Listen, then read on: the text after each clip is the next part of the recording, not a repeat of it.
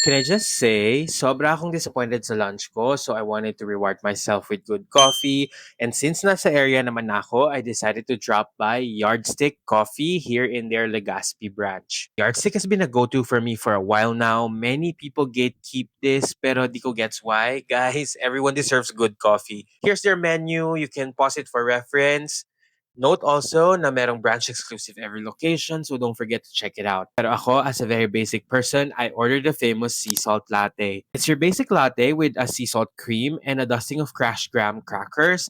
I like na hindi sweet at all itong drink na to. They use really good coffee beans. I taste notes of chocolate and caramel na perfectly nagbe-blend sa subtle saltiness ng sea salt foam. Balance talagang perfect description dito. I see a lot of people hating on this one, pero as always, I say taste is subjective, but this one I really like. I paid 220 pesos for this, and they also have a good selection of pastries from different famous brands. Their Legazpi location is really nice. Even before they renovated, I've always loved their interiors and aesthetic. Work-friendly din ang spaces nila, though nag-takeout lang ako kasi mag-edit pa ako.